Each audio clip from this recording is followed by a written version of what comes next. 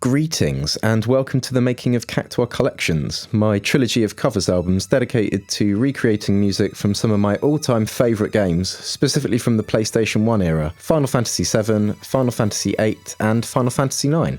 So I absolutely love these games, and particularly their music scores by Japanese video game composer Nobuo Uematsu, and it makes me feel slightly old to say that I actually grew up playing them as a kid when they first came out in the 90s and the early 2000s, with Final Fantasy VII being one of the first games I ever actually played for the PlayStation 1, along with things like Crash Bandicoot, Metal Gear Solid and other classics like this. So these soundtracks are kind of burned into my brain, and I have a lot of memories associated with these games growing up, so that's kind of why I'm so nostalgically or specifically interested in these three games of the series. As a musician and producer for ages, I've always thought it would be really fun to revisit these scores with a fresh or more modern perspective, and incorporating elements from other genres such as electronic music and IDM, metalcore, gent and progressive metal, jazz fusion, drum and bass and progressive rock or math rock kind of styles, and basically just imagining what some of these old PlayStation 1 tracks would sound like being played by some sort of dope and techers band that blends all of this kind of fun musical nonsense together. So if that sounds like your bag of gill, strap yourself in and get ready to chow down on some seriously nerdy greens as I delve into my creative process behind recreating 3 albums worth of music from these stuffy old Japanese video games that took me about 400 years to complete.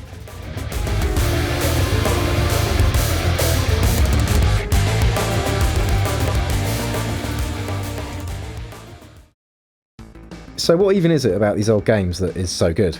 If I'm just focusing on the music, maybe it goes without saying that to me and to a lot of other people, a lot of these riffs and these songs are just absolutely banging. But I think there's a few reasons why it's all so effective, and I'll just kind of analyse that quickly. So each game's got a pretty distinctive theme, setting and time period, although Final Fantasy VII and VIII are kind of more closely related with futuristic settings, whereas Final Fantasy IX has a kind of more medieval high fantasy theme. Unlike modern games, there's not really a huge amount of background sound effects or other environmental ambient sounds that compete for your attention during the gameplay. Outside of combat, you really only hear the music and the characters' footsteps and maybe occasionally some environmental sounds. And as you can hear, I think this just gave Nobuo Uematsu a lot more space for his music to take the foreground in the audio experience, and a lot more room for artistic expression, but it also places a lot more importance on the role that music has to play in these games as a storytelling device.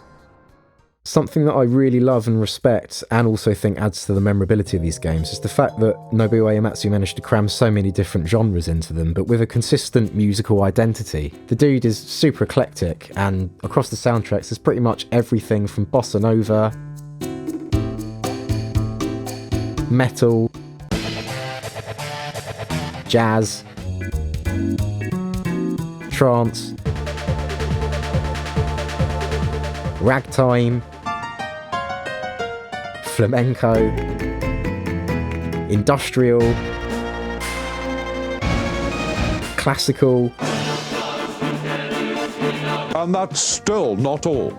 fusion. That's all.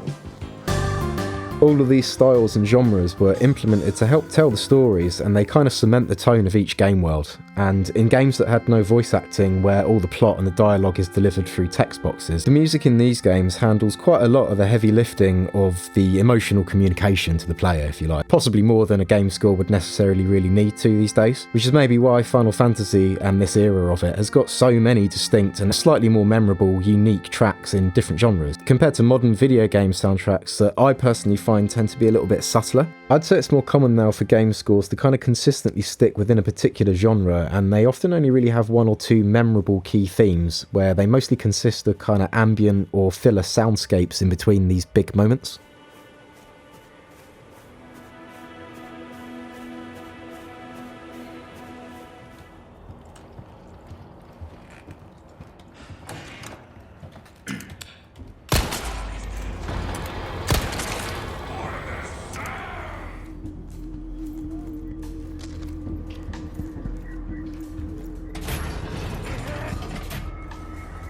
So I realise I'm picking some pretty selective examples here, and these games do also have great soundtracks, and to be fair, I think it would also be pretty stupid if you were playing Resident Evil 4 Remake and something like this happened.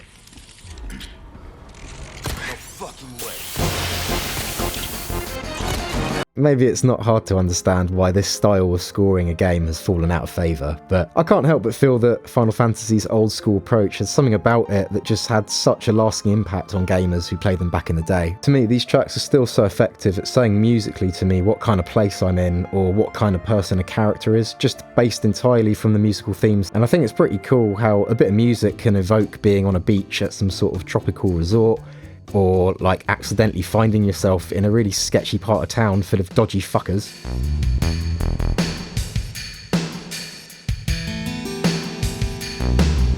Or being underwater in a submarine.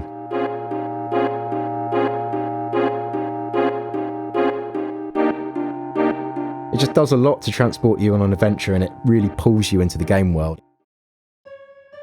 I think a big part of what makes these scores really memorable though is the particular sonic texture and the timbral qualities of the PlayStation 1's MIDI instrument and synth sounds that you hear across these games. To me personally, this is a massive part of the soul, or the kind of nostalgic component of these tracks. And I think the reason for it is because it's only this specific PlayStation 1 era of the Final Fantasy series between 1997 to 2001 that has this sort of tonal quality to it. Prior to this era, the series had a bit more of a kind of chiptune, or I guess you'd call a Game Boy retro tonality to its music. And after Final Fantasy IX was released, the series moved on to the more powerful hardware of the PlayStation 2, enabling the developers to store fully recorded music and WAV files in the games, rather than having to use old school MIDI scores. So for me, that begged the question, what actually is it about this specific era, or what is the thing behind this kind of otherworldly or timeless but nostalgic sound that these games have?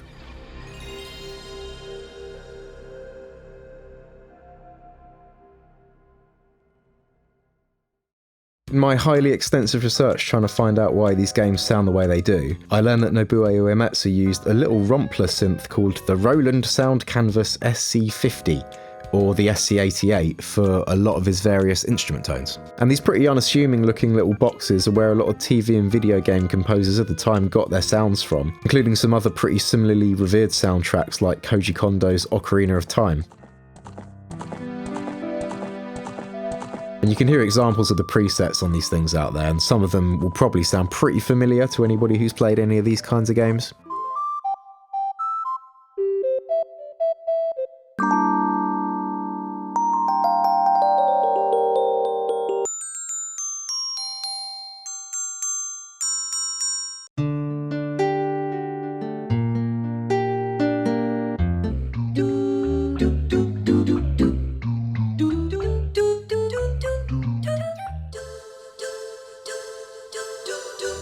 Nuclear weapons disposal facility on Shadow Moses Island. Anyway, I thought it was pretty cool to discover exactly what hardware is responsible for these tones from my childhood, and according to the internet, this is it. So the thing about these scores, which may be obvious now, is that no real instruments were recorded on the soundtracks for the most part, and what you're hearing during gameplay is MIDI triggering synths and samples in real time, as opposed to hearing pre-recorded audio files from the game discs. And there's a pretty good technical reason for that. PlayStation 1 discs could only store about 700 megabytes of data, and because these games were pretty innovative at the time for their frequent use of pre-rendered CGI cutscene videos, which took up a lot of space on the discs, they were kind of prioritised over the music in terms of the file storage, and ended up having to be dealt with as MIDI. A MIDI file is a much smaller file than a WAV or even an MP3 is, so basically this enables you to store a lot more songs on the game discs and get the videos on there at the same time, which is pretty cool. Unfortunately, it means you're going to have to sacrifice recording real audio because it just takes up too much space. And obviously then you've also got the cost of hiring an orchestra or a recording studio, paying musicians and all of that. So these sorts of romplers were immensely popular and widely used at the time for various budgetary and technical reasons like this, but they've since become a little bit obsolete with the advancement of recording and music production technology. The sounds on these old romplers are kind of fake, cheesy, or a bit dated by today's standards, I guess, and it's quite a lot easier for composers now to achieve a lot more realistic sounding tones in the studio, things like contact libraries and so on. So these things used to be pretty commonplace, but I'd say it's not as common now to come across or find these specific tones in your bog standard VST synths or DAW sound libraries. There tends to be plenty of janky sampler instruments included, and kind of 8-bit chiptune synth emulations are readily available, but they don't typically sound like the PlayStation 1 vibe or Final Fantasy VII, for example.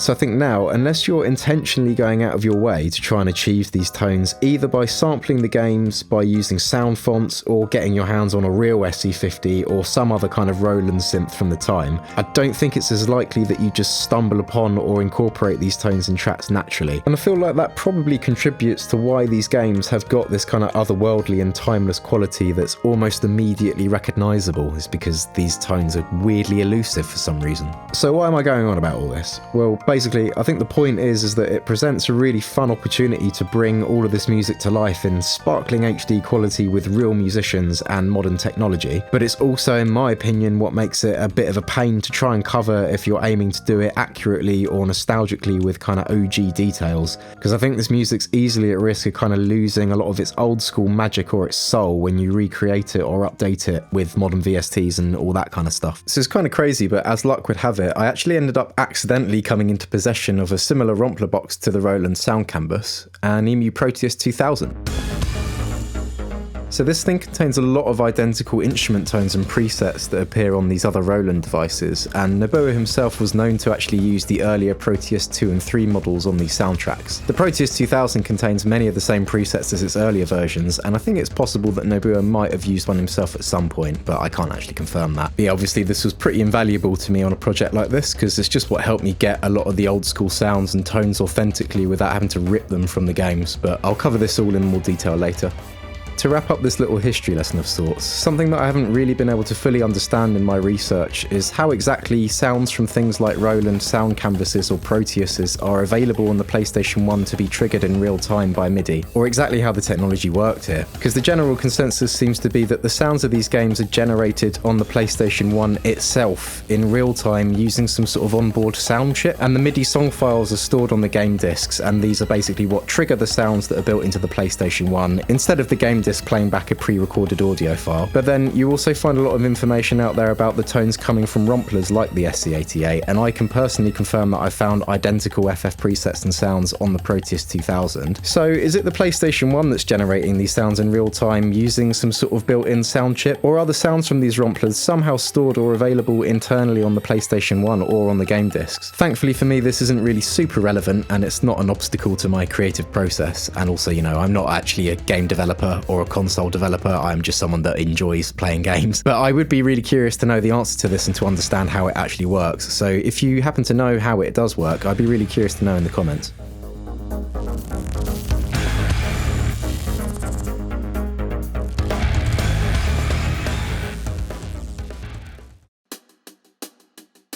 So with that brief little history lesson out of the way, and with a little bit of an understanding of why these soundtracks sound the way they do, there's kind of a whole other story behind my approach to covering these tracks and how this project got started in the first place. So this pretty much all began as an idea to do a one-off or short series of live shows covering Final Fantasy tracks as my band alias Luo, and in around December 2022 I started putting together some demos of FF7 tracks arranged with some kind of more frenetic drums, electronic beats and sound design, glitchy textures and other things that are kind of characteristic of my band project. This was basically just to get a sense of what some of these tracks might sound like played live in the way that I was imagining them, and kind of as like blueprints for how we might approach performing them live. Because another fun challenge with covering Final Fantasy music is that in addition to the whole Rompler tones thing, is that Nobuo Uematsu arranged a lot of his tracks as if a large orchestra was playing them, and you typically need quite a large amount of musicians to actually pull off a lot of the tracks live, or you pretty much just need an actual orchestra to do it, you know, properly or fully acoustically. So my purpose behind making these demos was initially just to try and distill these arrangements down to something that we could actually perform and sound like the games as a smaller setup, but also kind of take advantage of our own personal musical styles and add that to the tracks too, which would kind of fill in some of the gaps that could arise from attempting to play these tracks as a two-piece without an orchestra backing things up.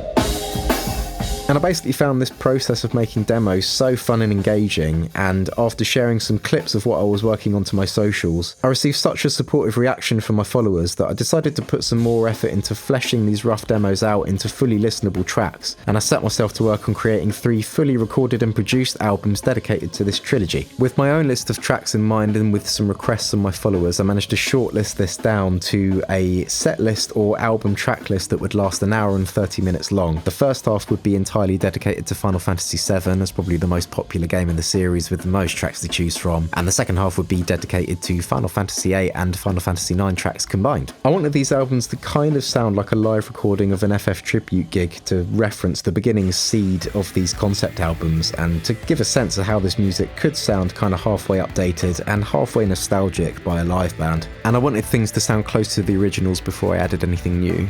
Essentially, I wanted these all to be what I consider the perfect remake versions, contextualising them for more modern ears, but hopefully without actually changing anything too dramatically or doing a Chadley to these tunes. How goes the hunt for world intel? I guess it's up to listeners to decide whether I managed to do that or not, but I thought it was at least worth voicing this intention. I also wanted to avoid sampling the original games as kind of a creative rule. And I also wanted to try and feature tracks that I think don't get as much attention from the cover scene for these games. I think there's so many more bangers and kind of niche but cool riffs that are beyond One Winged Angel.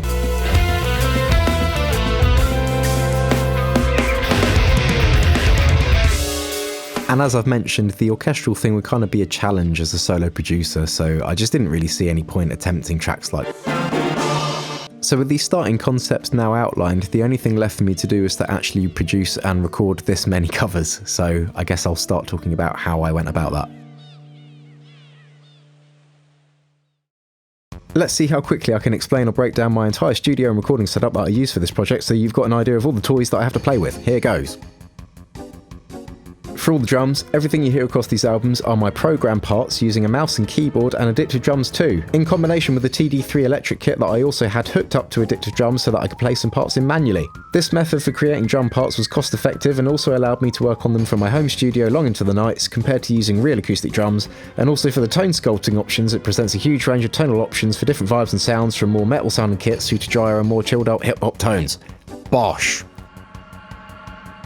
Across these albums, I played and recorded all the various different guitar and bass parts using my small arsenal of axes. In particular, for the electric parts I used mainly one guitar, my Fender Telecaster Custom FMT with dual humbuckers, and for the acoustic guitars I used a Martin steel string and a Yamaha NTX 700 nylon string classical electroacoustic guitar. My bass is a Sire V3 Marcus Miller 5-string. I recorded these DI'd straight into my computer and running various amp sims by Neural DSP for my tones, avoiding the need to record real amplifiers. And in general, I used Archetype Corey Wong for my cleans and Archetype's Abassi and Petrucci for high gain sounds. And for the bass, I used Neural DSP's Parallax mainly for its distortion and UAD's Ampeg SVT plugins for clean tones. I also have a bunch of effects pedals, and basically between all this, I can make a bunch of fun noises like this.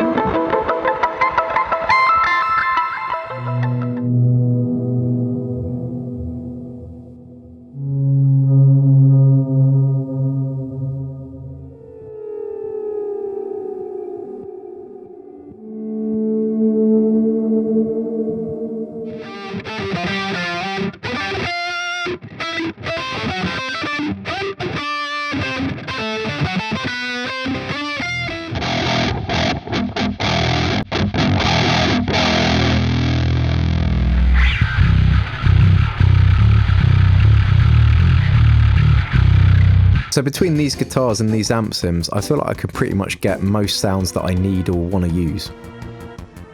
I also recorded a bunch of other stuff here acoustically in my home studio from various Glockenspiel parts, kalimbas, ukuleles, shakers and percussion, my vocals. Maybe the coolest other thing that I had here was a vibraphone that was on loan to me from a pal at the time, which I've used extensively across all 3 discs to replace the MIDI vibraphone parts. I think it really adds a lot and helps to bring a lot of these tracks to life.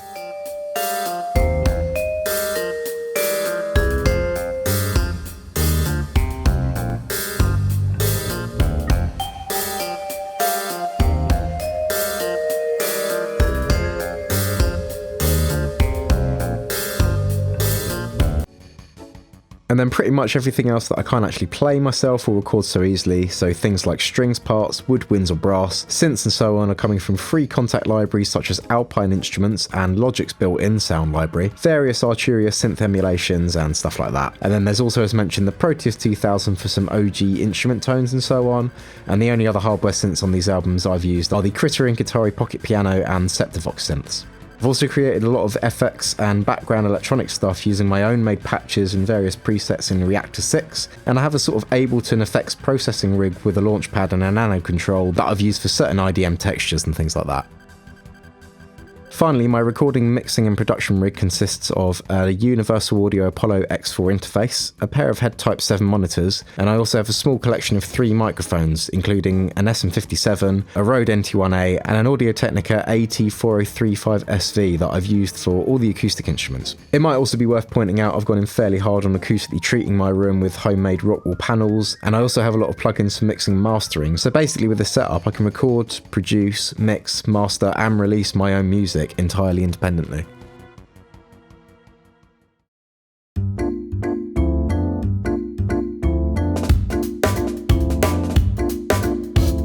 Finally, I'm ready to dive into the process that I used to create each of these covers. This vary quite a bit between songs, but there's roughly 6 steps or stages to my approach or formula in general, and I'll talk about the battle theme from Final Fantasy VII as an example.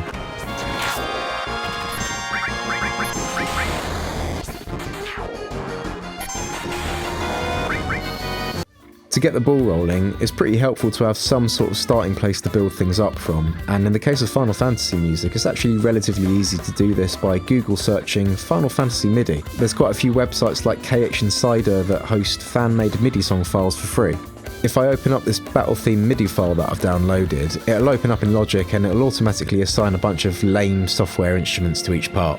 And it doesn't sound great, but I can get a pretty detailed bird's eye view of all the chords, the notes and the riffs in the song quickly this way.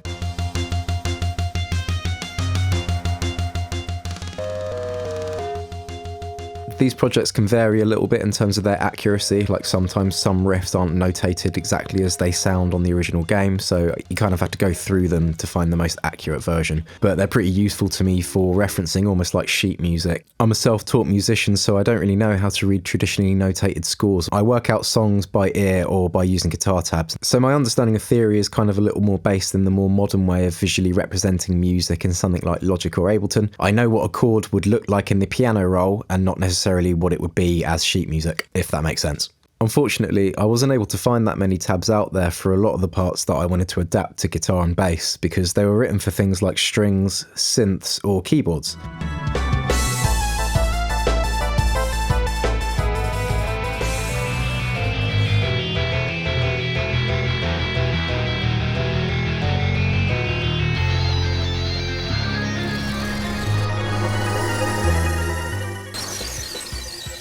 So in order to learn how to actually play some of these songs and create my own guitar tabs, I had to work out a lot of these parts by ear and just by looking at MIDI projects like this. And then I'd very slowly adapt this note for note to the guitar and bass necks. And then I've also done the same thing for other things like the keyboard parts and the vibraphone. I've simply just used my ear and also referenced the piano roll MIDI like this to learn how to play certain parts on different instruments.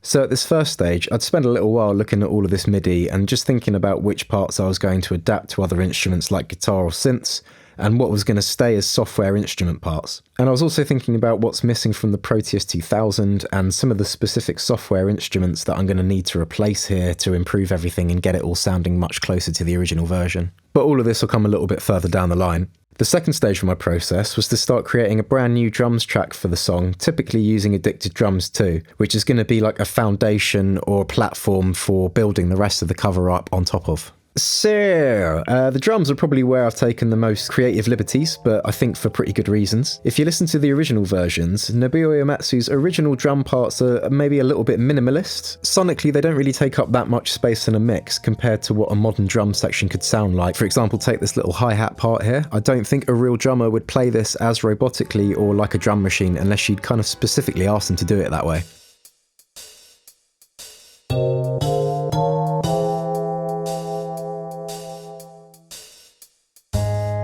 Also, a lot of the songs actually had no drums or percussion in them whatsoever, so they're kind of more ambient or just melodic. And I think that makes them an expressive playground for drums and sound design, because there's plenty of room to add creative details without getting in the way of the song or changing the rest of the instrumentation.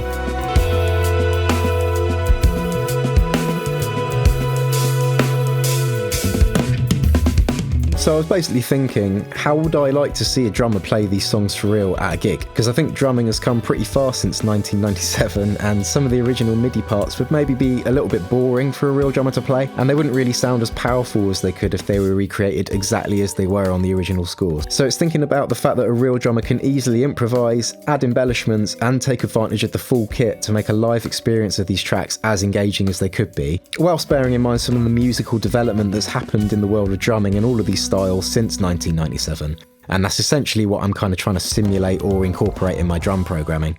For the most part, I wanted the drums to sound realistic or like a real drummer, so I've used Addicted Drums 2 for this. On other tracks that I wanted to have more of an electronic music vibe, I've used other techniques and plugins, but this is typically where I'd start.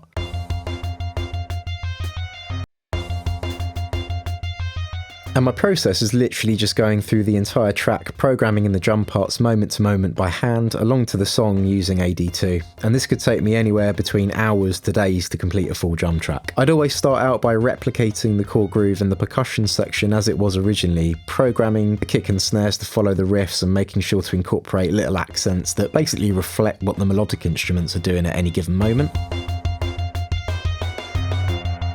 And then once I got that foundation down, I'd start getting a little bit more technical with the programming and adding new flourishes, little fills and significant deviations from the original drum section.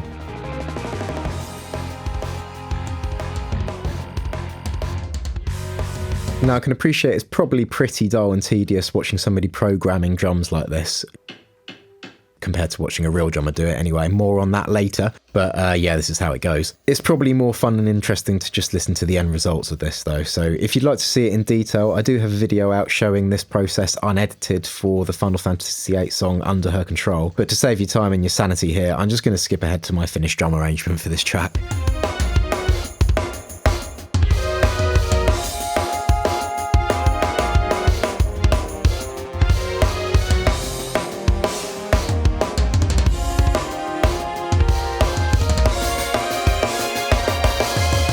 Before I move on from the drums, here's some of my custom kit tones and the presets that I created to use across this album, and some of my drum sequencing on some of the other tracks.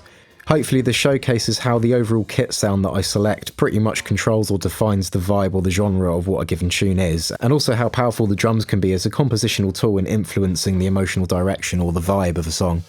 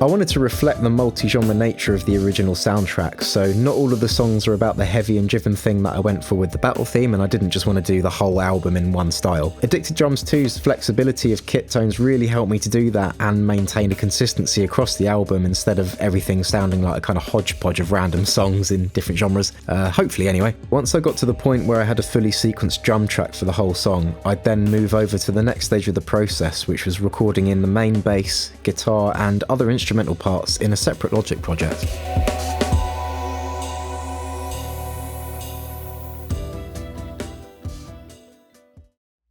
Where do I start with this? So in order to translate a lot of these songs that were written for a big orchestra into something playable for a small teeny tiny band, essentially it's going to be necessary to simplify things a bit by minimising the amount of call and response happening and basically by removing instruments from the mix and the arrangement. Obviously this has got to be compensated for in some other way with a piece of music like this, otherwise there's a bit of a risk of losing a lot of the intended power or things just sounding kind of thin and incorrect. What the fuck are you talking about, boy? Well, in the case of a track like the battle theme, to make up for this, I opted for the bass and guitars to be pretty driven and just behind the drums at all times to provide a bit of a thickness and a kind of wall of sound effect. To achieve that, I'd first sequence my own MIDI bass guide simply using a built-in bass sound in Logic Sampler.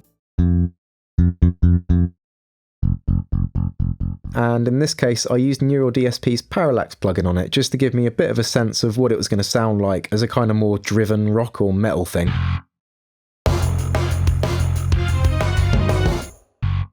And the part is based on what the original melody was doing, but at certain points I've taken riffs and melodies that were being played by other sections of the orchestra and I've incorporated them into the bass part. So it kind of makes the bass part more consistent across the whole song. I've also added in some small rhythmic details at certain points so that the bass joins in with what the new drums are doing. For example, in the second chorus, I wanted things to get a little bit heavier and more aggressive than the first chorus, so there's some more of these kind of gent-style double kick rolls that the bass is playing with now in the second half.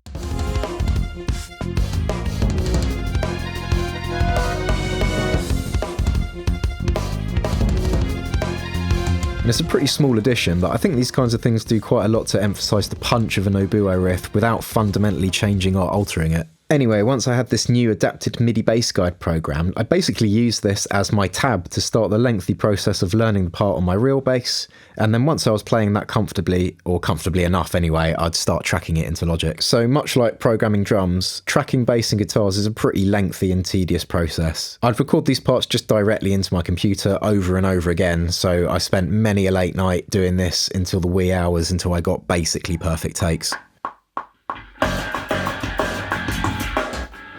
That was good, I fucking messed it up straight away.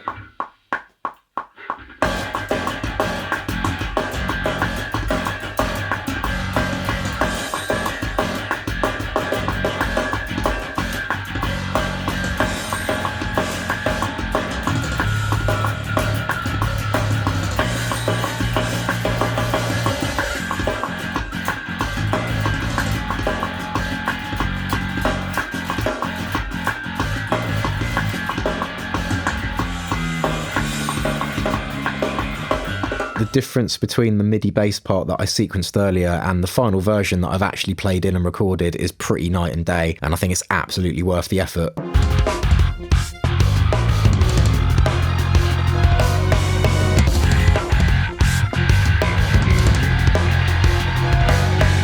Hopefully you can hear how it's doing a lot in tandem with the new drums to provide a pretty fat new foundation to build everything else on top of, and it's starting to bring a kind of more human or organic feel to the track and helping it to sound a bit more realistic. For me, the bass part has now got all of these kind of desirable human imperfections in it, and it's not this robotic perfect MIDI track anymore.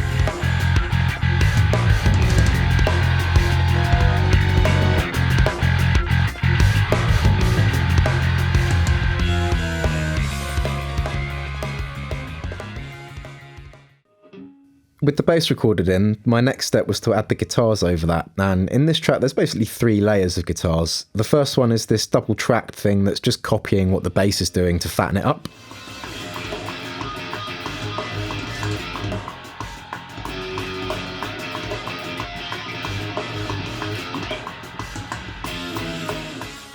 And in the first part of the song, I'm in standard tuning, but I'm using a capo on the first fret because this song's root note is an F natural, and I want to be able to take advantage of hammer-ons and pull-offs to play this riff and give it a particular sound.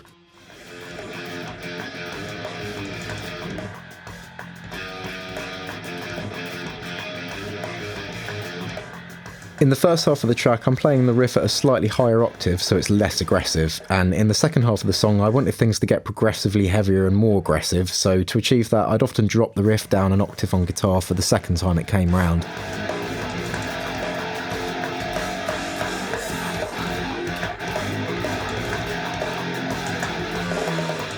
Of course, if you try and do that on a regular 6-string with normal strings by down-tuning it to 8-string pitches, the strings kind of get too floppy and unplayable.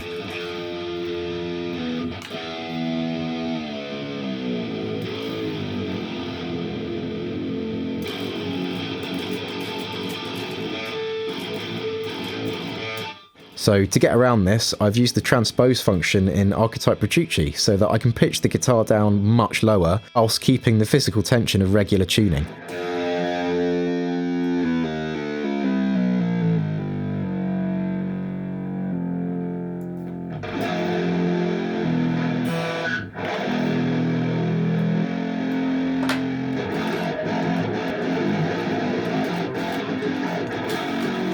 To be honest, it's probably better to have a real 8-string or a proper baritone guitar to do this instead of using pitch shifter, but without forking out on one of those, it was pretty cool to have this as a creative option, I think, so it's basically giving me 2 guitars in one. The second layer is these kind of double-tracked octave strummed chords that again just double up some of the melodies in the background.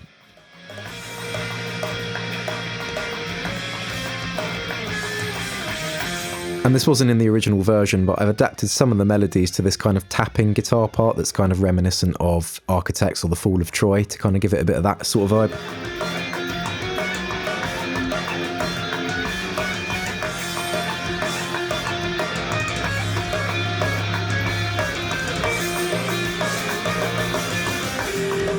Anyway, that's basically all the guitars on this track. There's not much, but I think it's starting to get us somewhere with layers.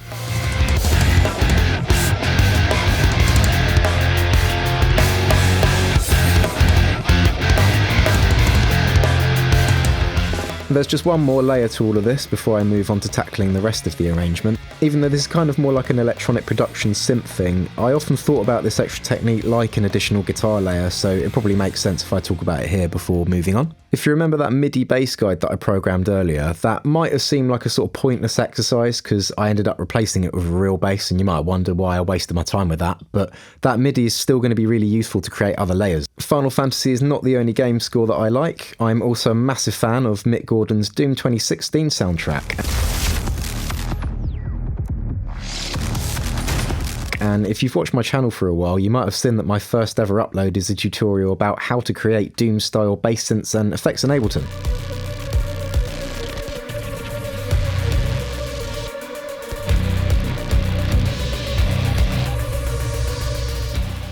And I've basically incorporated this technique all across this covers album as well. I was just pretty curious what some of these riffs would sound like if they were played or voiced with this kind of heavy synth tone. And I haven't really heard anybody else do this with Final Fantasy covers yet, so I figured I'd get there first. And basically when you take a sound like this and you layer it up with gent-style guitars and electric bass, you get some really wonderfully heavy and chaotic results. I think it also kind of brings a modern edge or an aesthetic to some of these tracks, but again, without changing the riffs. So here's that same MIDI bass part again, but this time I've got it loaded up in Ableton, and I'm just using a basic synth preset called Analog Bass or something like that, and it's got no effects on it.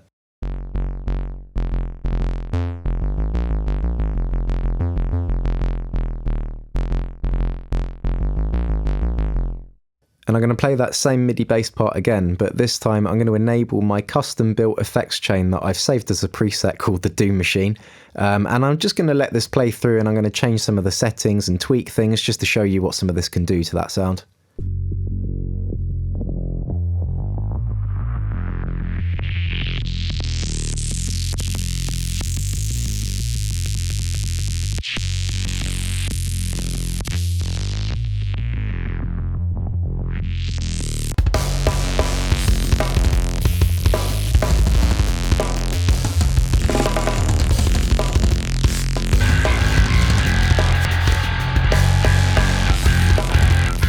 doesn't always work super well on every riff, and it kind of depends how well you can mix it in context with everything else. In certain tracks it doesn't work that well, so I didn't actually use it on the battle theme, but here's some examples of where the technique appears on other tracks like Force Your Way and those chosen by the planet, and you kind of hear how it interacts with the guitars and bass to make them even punchier, and it kind of hybridizes gent ideas with electronic music.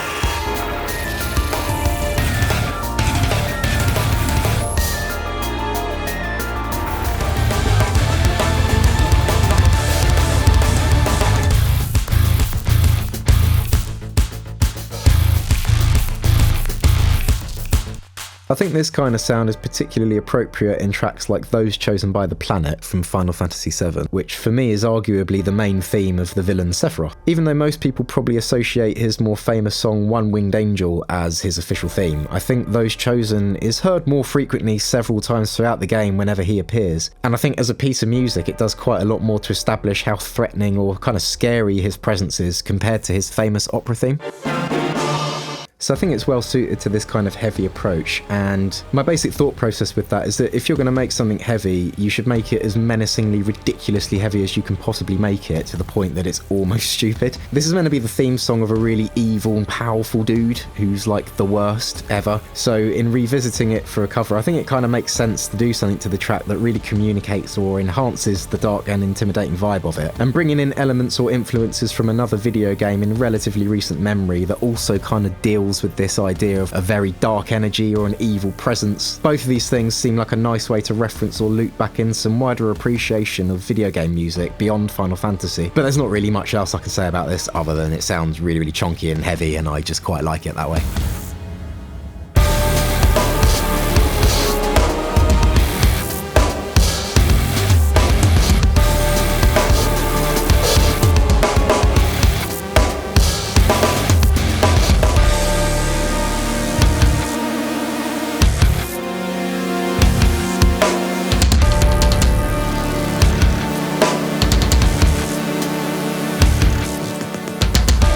Anyway, that's it for these kind of additional layers for now. With all of this recorded in, my next stage in the process was to bring all of this back into the main Logic project and to finally start addressing the rest of the arrangement and those terrible pre-assigned MIDI instruments that we're dealing with. So now it's time to start working in some nostalgic details from the original tracks.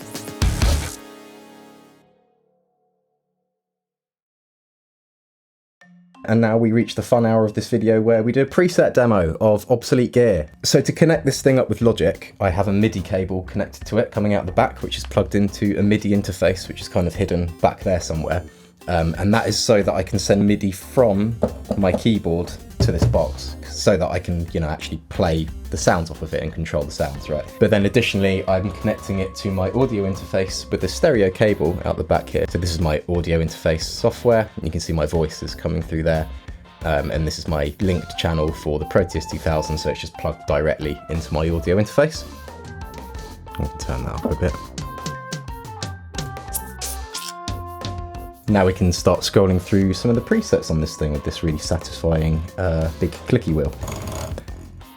And I'll just kind of jam some of these presets and kind of show you some of the stuff you can get out of this thing. So.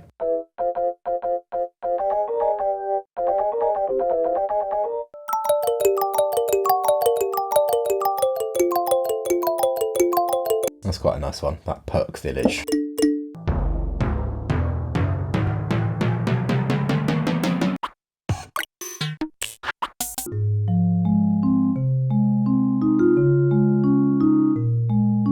In order to find some of these like Nobuo samples that he might have used on Final Fantasy, I have gone through basically being like, I'm going to do this until I hear something that I recognise. and then I'd like make a note of it so that I could get back to the patch later, because obviously there's quite a lot here and it's pretty easy to get lost.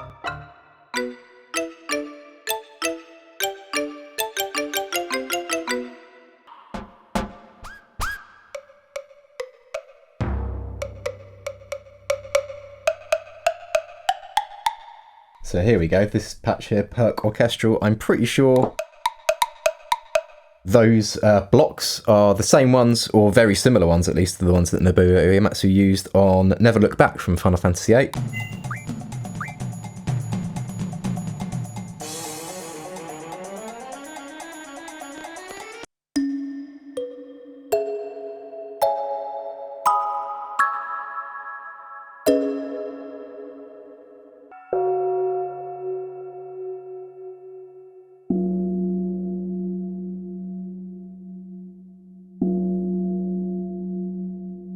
I'm pretty sure this is in the Final Fantasy VIII track Fear, so if I go...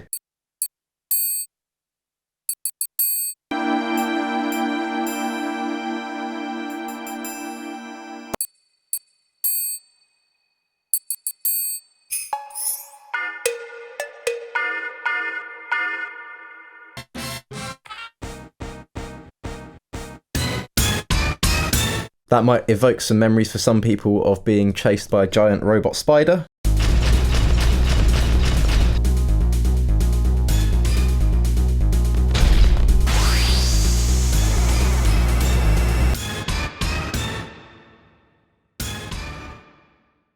There's a pretty small but important nostalgic detail that's missing from my version so far, so let's get that in there right now. So this little sound is on all three of these games, and it appears across quite a few different tracks, and it's one of those things that you might not really consciously notice when you're listening to the original version, but fans would probably notice if it was absent from a cover. Partway through making this album, one of my good mates shared this awesome spreadsheet with me that's been put together by a bunch of absolute legends who hunt down the sources of sound effects and instrument tones from old school video games like this, and it's a pretty useful resource. I'll leave a link to this in the description in case anybody wants to check it out, but if I navigate to the section that's on Final Fantasy VII, I can find out the exact hardware that certain sounds came from, and in this case I'm pretty sure the one that I'm looking for is this Trash Lid perk, which apparently came from an Alesis D4, but as I showed earlier, the Proteus has got a lot of duplicate sounds on it that seem to come from a whole bunch of other romplers, so I figured I'd try to hunt it down myself on there, and you can probably imagine how happy I was when I finally came across this Trash Lid perk after hours of scrolling through presets and hitting every single key to try and hunt it down. Unfortunately, I can't remember for the life of me which preset I got this sound from because I forgot to make a note of it at the time, so hopefully you'll forgive me for not hunting it down a second time to name it here, but here is one of my projects that I recorded a bunch of recognisable Final Fantasy sounds off of the Proteus into for safekeeping, including the Trash Lid.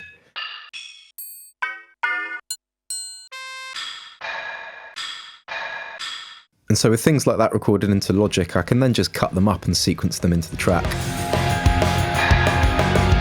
I could do this mostly from memory, but I'd also reference the original versions on Spotify just to make sure that I was putting the perk in all the right spots that it's meant to appear in across the song, and also making sure that things like the panning is all correct and that the level of where it's sat in the mix is all kind of as it was originally.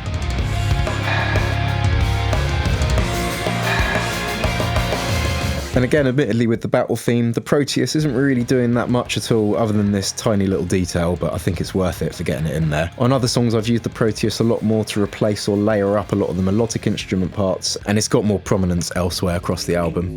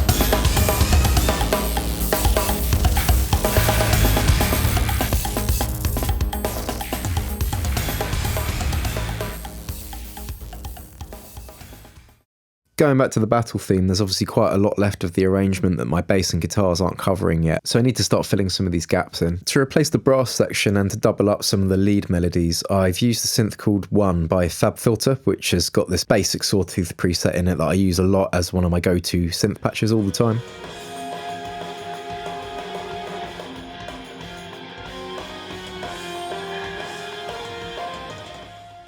I find it often sits quite nicely with guitars and stuff like that, and it's got a pretty video gamey vibe to it that I think also fits in pretty well.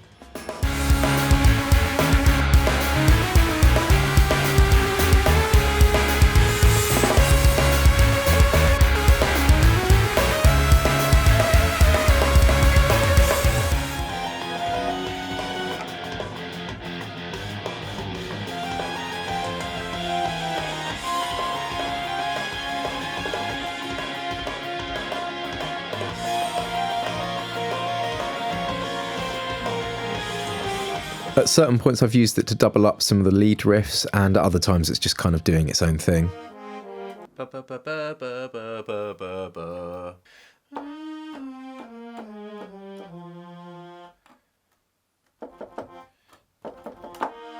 So, bowls.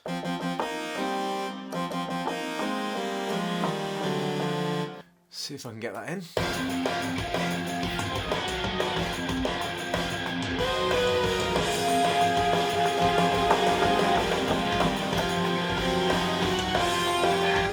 For the strings, I've used a lot of stuff that's built into Logic's sampler, and I've also used some free libraries like Labs by Spitfire Audio.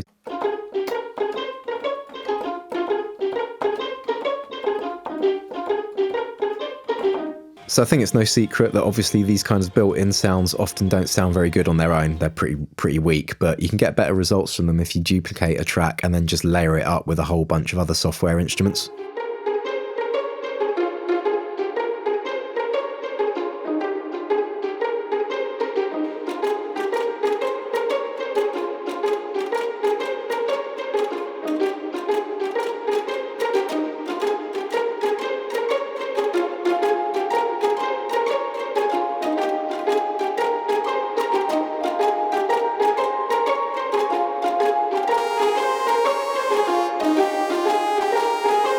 So yeah, layering together a few different pizzicato string sounds can kind of get you a better overall single sound, for example, to improve the tone on something like that. And also layering in other kind of softer sounding instruments, maybe like the Celesta in the sampler is pretty good, I find. But also recording anything that you can for real, like a Glockenspiel, for example, can just do so much to add to fake MIDI instruments like this as well. And to be honest, I don't even think you have to record it well. The Glockenspiel that I'm using here is an absolute piece of shit, and I also didn't really particularly mic it up in any special way. It's just kind of like, just stick a mic near it. You don't have to be an expert. As long as you've recorded something mic'd up, it's always going to sound a little bit better than a software instrument, I think. This is something that I wanted to do as much as possible across the album to kind of liven up or bring a realism to all the instrumental parts.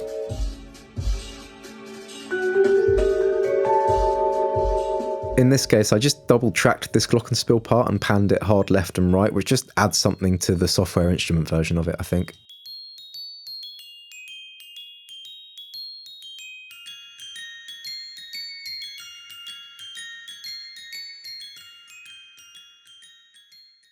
I'm not really a singer in my tracks usually, but I've used my voice as a kind of instrument to layer it up and create choir-like textures in some tracks to replace the strings and brass as well.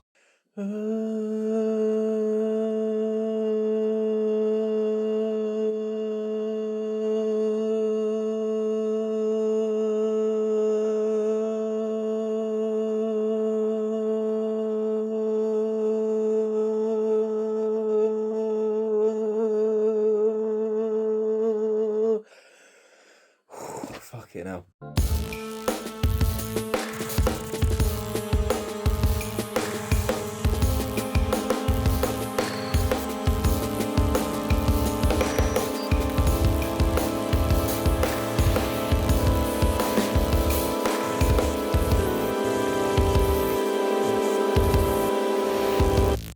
Whilst I'm talking about the vocals, I'd like to say a special thanks to my girlfriend Federica for performing on a song from her memory from Final Fantasy IX and absolutely nailing the vocal part on that track, which I wouldn't have been able to do without her, and I think she got it sounding really, really close to the original vibe and texture.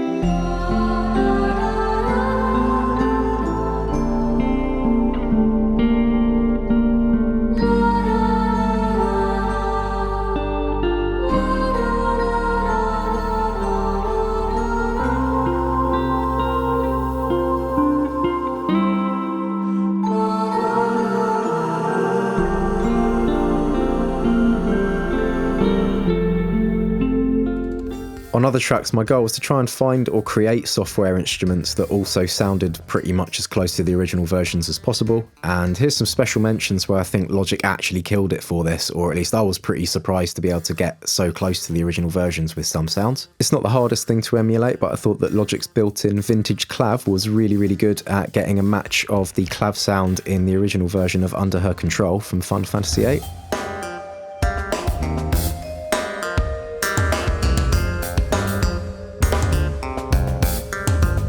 Logic's sampler also has a pretty decent harp sound built into it, and that serves as a pretty good analogue for the harp sound that is just generally across all three of these albums, particularly on tracks like In Search of the Man in Black.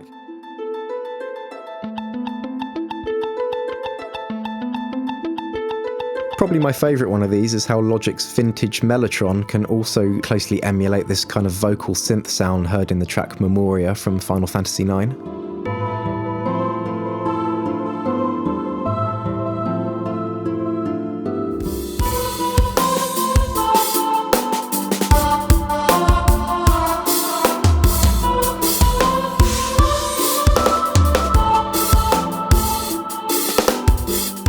But sometimes I just simply wasn't able to find a close analogue or match for a certain sound either on the Proteus or through synthesis or a sampler instrument in Logic. So there's some things I had to kind of use some creative sound design techniques to be able to achieve. For example, in the track Garganru from Final Fantasy IX, there are these two really weird percussion sounds that were just eluding me for weeks.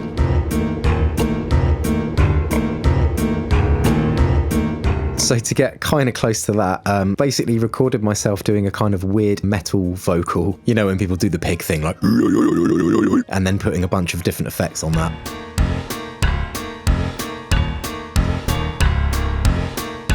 So I know this is pretty weird, bear with me. Chuck a big crusher thing on that. Chuck a bit of OTT on that to make it more aggressive. A bit of distortion to change the texture even more. And then a lot of short reverb on that kind of makes it sound a little bit more distant and kind of like this miner's chant thing or whatever the hell it's supposed to be.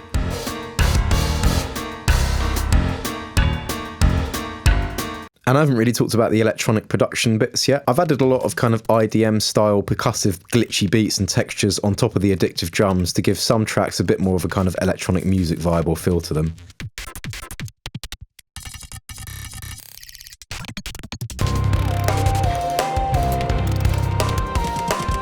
And in some places it also worked pretty well to add in some kind of breakcore style amen breaks. Yeah, there's a bit of a debate about this, I think, but apparently the official way to say it is amen, so yeah, sorry for saying amen. I have some videos out where I go into detail about how I kind of achieve these breaks and glitchy sounds, but I generally use a combination of Ableton and Logic together to achieve things like this.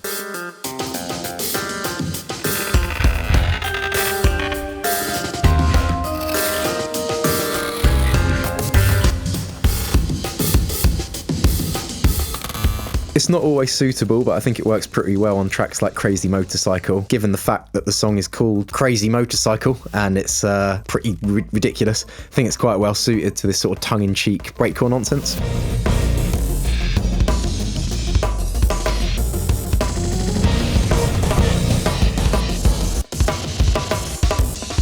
That's all I can think of for now, but yeah, there was quite a few things like this that went into other tracks that don't really appear on the battle theme to talk about, so...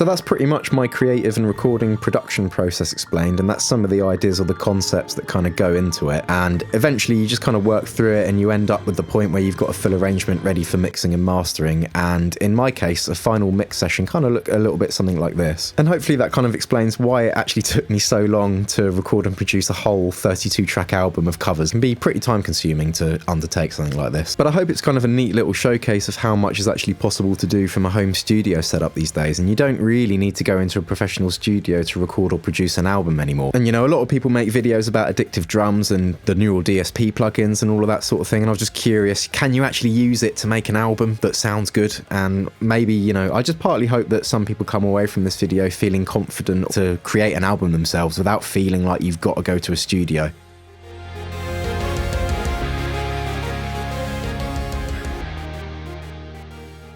So yeah, it might seem like I got a little bit carried away making this massive covers album when I originally just intended to make a few demos for a live band idea, but on top of being really creatively satisfying, it's also now comparatively pretty easy for me to transfer all of this into an Ableton live set and adapt it to be played with a real live band. And speaking of the band, I feel incredibly lucky to know these guys, and I'm extremely grateful for their help in putting these 3 live session videos together that showcase what this project could be like as a full live set. And here's some info on the party members. On drums is James Glazier, and we call him Mole because he looks a little bit like a mole. And Mole is a subterranean beast on a drum kit, so I knew that most of my programming in addictive drums was something that he would actually be able to pull off for real.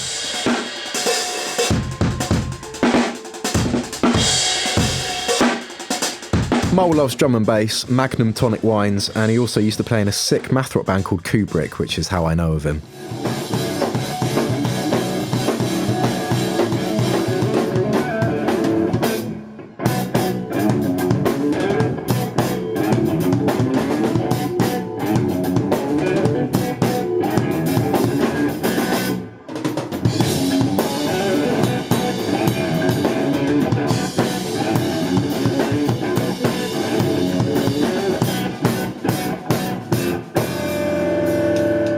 Next up is Alex Bajassa on electric piano and synths. Alex is classically trained and he's also a big-time Final Fantasy nerd who probably knows these soundtracks even more intimately than I do. And another fun Alex fact is that he also recorded a lot of the piano parts on the Cinematic Orchestra's album To Believe, which is pretty cool. And he also has his own band called Voronoi, where he makes cosmic piano gen in incomprehensible time signatures with his mates.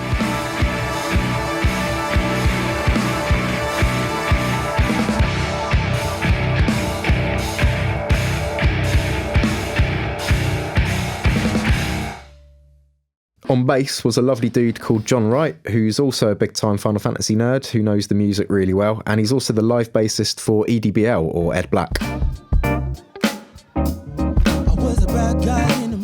He was also briefly the live bassist in my band Luo years ago, so it was really sick to play with him again, and always a joy to be in the room with this dude. On vibraphone, guitar and keyboards was Adam Zanady, and he's probably best known as the ex-bassist of the Physics House band.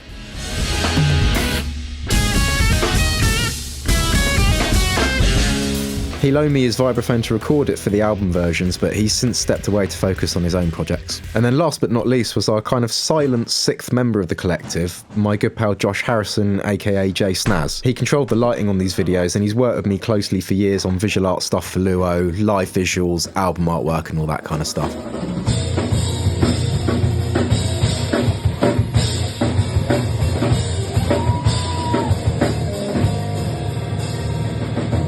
So with this unit of legends assembled, I was able to arrange some of my cover versions knowing that the 5 of us would be able to tackle them together, and bearing in mind everyone's personal setups and capabilities, my Logic sessions became a kind of visual map or aid in assigning different parts of the arrangement to everybody, and making sure that we're all covering and playing as much as we physically can between us all. And hopefully it's pretty easy to understand how that now works, so anything from Addictive Drums 2 would be Mole's domain and replaced entirely by him playing a real drum kit. The bass guitar and the bass synth parts could now be handled by John, and and any other instrumental parts like the guitars, synths, the vibraphone, and any software instruments could all be played between me, Adam, and Alex. And then after that, anything that we can't actually play on our real instruments, such as the electronic glitchy beats or the doomy production editions, the strings and orchestral backing track elements and the Proteus bits, all get exported from Logic to be used as backing tracks in Ableton. This next phase might seem a little bit odd after I went through all of this effort to get away from those janky MIDI arrangements that I downloaded to start with, because I essentially ended up going full circle and creating a bunch of them myself.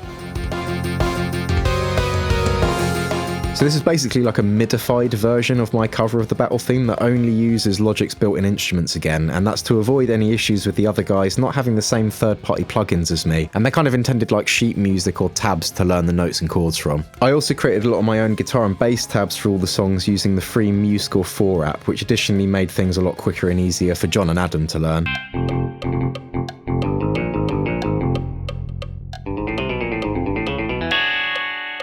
There are a lot of guitar tabs already out there for a lot of the more popular Final Fantasy tracks, but they're not really written out in the way that I've approached things on the guitar or bass neck to attain particular sounds or styles.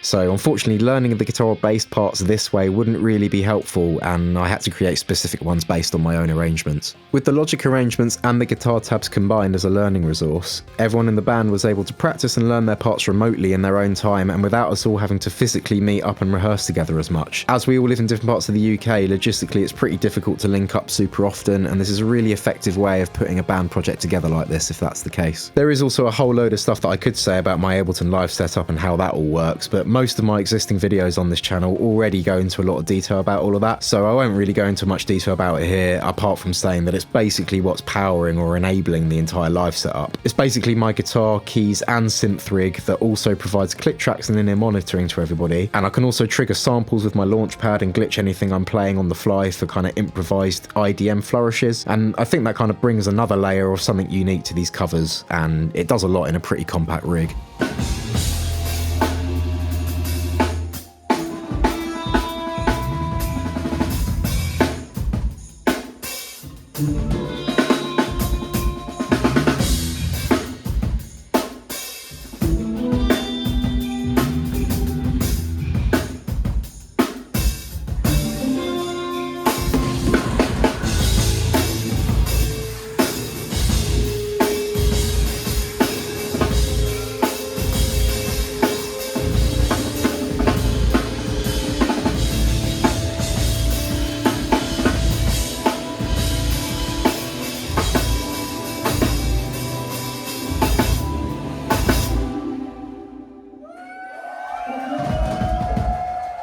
Back in spring 2023, we had a few rehearsals together ahead of shooting 3 live tracks from Final Fantasy VII, and we decided to shoot versions of the battle theme, In Search of the Man in Black, and Lurking in the Darkness.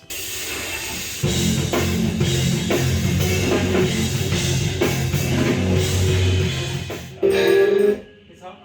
not entirely sure where you're starting it from. Oh, sorry. Can we get a loop going? We can get a loop going. Yeah, because if there's any bits like, I guess that's the work I think worth spending time on as well. If there's anything like that in any of the songs, Yeah. Unfortunately, Alex wasn't able to make this session, so we were just a 4-piece here, but this rehearsal session was basically just about refining details and drilling sections together to get them as tight as possible, before we moved on to the final phase of professionally filming and recording our performances in the main studio room at Brighton Electric. I heard what they did with the story, and I was kind of like really put on by it. And with the help of these boys and my good pal Jake Keeble, aka Edible Films, who filmed the sessions, we shot all 3 videos in a single day.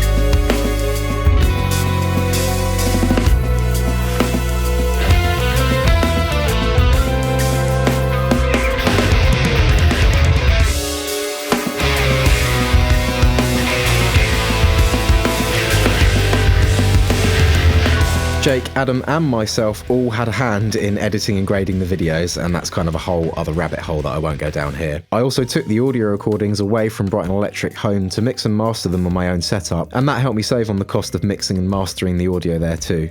And that is pretty much how the band videos got put together. I'm guessing most people watching this have probably already seen them, but in case you haven't, you can find them all right now on my channel.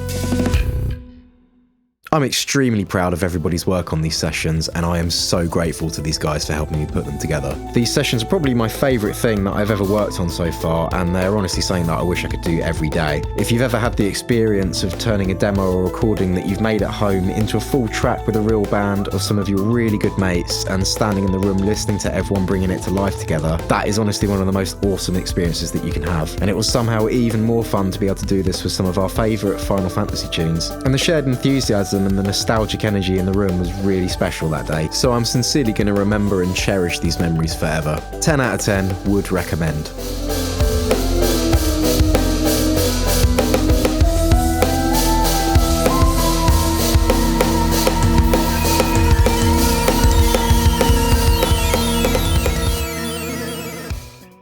So that finally brings me to the conclusion of this making of video game essay stroke behind the scenes album making documentary, or whatever the hell it's been. I wanted to try something a little bit different with my normal videos with this one, and admittedly it's ended up kind of being a lot longer and essentially becoming a short film. So I'm curious if you've enjoyed the journey and if you'd like to see me prioritising more of this kind of content. Obviously this would probably mean even less frequent uploads from me, given the fact that it's taken me about 4 months to fully script, film and edit this one together. But let me know in the comments if you've got an opinion on that, because I'd love to hear it. If you're craving more of this, I've also made 3 full album playthrough videos for discs 1, 2 and 3, so if you're curious to see how I actually play a lot of these songs in full, you can find them all on my channel. You can also stream the album by searching Cactuar Collections on Spotify or Bandcamp, and that also includes the live versions from the videos. You can also find it to listen for free on SoundCloud if you don't have Spotify, so I'll leave a link to all of that in the description. There are a lot of tracks that I also really love but didn't cover from these games, and also some other ones in the series like Final Fantasy 6 and 10, so I might possibly return to all of this one day for a potential disc 4 of kind of miscellaneous offcuts that didn't make it onto these albums. I'm not usually a fan of calls to action in my videos, and I don't typically ask folks to like and subscribe, but hopefully I've shown that projects and videos like this take a not inconsiderable amount of work to put together and to ultimately bring to life compared to my normal tutorial videos. Obviously videos like the Cactuar Collective sessions involve quite a bit of my own personal financial investment to actually realise, but for me unfortunately this isn't really sustainable yet, especially as my channel here is not monetized, and these videos have kind of struggled to gain much traction with ye old algorithm so far. They're also not monetizable themselves, so really the only point in having these sessions out, apart from my own creative satisfaction, is obviously to try and grow an audience, or build a bit more of a following by having things like that out, and to be able to try and make more session videos like it and to just kind of do more stuff as a band. The slightly sad reality is that for me obviously so far this hasn't really worked, and I say this not to complain about it or whinge about low views or anything, but it's just to share my experience as advice or like a cautionary tale for other producers and musicians, and it's also just to raise a bit of awareness for fans and listeners of music as to what it's like to be a DIY artist trying to grow an audience online. See, the trouble with it, or the thing I think, is that because things are so seemingly kind of at the whim of algorithmic luck, or whether or not you use SEO tricks and stuff like that in terms of how well your videos perform online, for me this is kind of a dark or weird thing about how self-promotion works these days. Just for a bit of context, I've been making and releasing music and videos like this and putting stuff out for over 10 years now, and I can honestly say it's never been quite this hard to reach an audience. And at times this has made me question whether or not it is actually worth spending this much of my spare time and creative effort putting projects together like this, because there's not really a guarantee of being able to make it seen or really sustainable. And this is starting to make me understand why it could be better to prioritise making little TikToks and short form content that kind of tries to address search terms, or purely appealing to algorithmic trends and, basically making quick hitting little nuggets of entertainment for people scrolling through their phones whilst they're taking a shit. But I think there's something sort of slightly insidious about that for music as an art form, because I think if you're a viewer who enjoys projects like mine, I think they could be kind of at risk of dying out slightly, because I'd have probably gotten much further with all of this if I'd have just made TikToks. But I think that fact could kind of incentivize artists like myself away from making actual, albums and stuff. And I'm not actually convinced that that's what everybody out there wants to see or hear, and it's it's not really what I want to make or necessarily spend my time doing. So, and I know this gets repeated a lot, but it is honestly true that your interactions and support for artists like myself now, it counts for more than it ever has done, to be honest. Anything like from sharing a video or commenting on it, if you enjoyed it, it just goes a really, really super long way. And if you're someone like me who maybe kind of like dislikes the TikTokification of music, if you like, you know, just supporting artists like me might do something in a small way to maybe fight back against the current paradigm that musicians like myself find ourselves in. I'd absolutely love to make more of these someday, so in this case, popping a like and subscribe would actually be really appreciated. To those of you who've already supported this project with your incredibly warm comments, by streaming the album, or even by purchasing it on Bandcamp, this is hugely appreciated and it doesn't go unseen. I don't really know what you would do with digital music files these days, but obviously that really helps in going towards making more videos and live sessions for this project, so thank you so much. But for now, I'm afraid that is all there is, folks. I'm pretty Final Fantasied out now, and I'm also pretty exhausted from editing videos because this one has turned out to be such a behemoth for me, and kind of a whole project in its own right, which I kind of wanted to do to reflect the amount of effort that went into these covers in the first place. But yeah, I'm pretty exhausted now. It's also been a pretty long time since I've focused on actually making any of my own original tunes, so I'm going to go back to doing that for a bit. Actually, there is a brand new Luo EP that is essentially finished that I'll be talking about and releasing very soon, and no doubt we'll be making some breakdown videos here on the channel eventually. If you've made it this far, thank you so much for hearing me out, and I hope you've enjoyed nerding out with me. But for now, thank you so much for watching, and I'll hopefully catch you in the next one, whenever that may be. But yeah, until then, thank you and take it easy.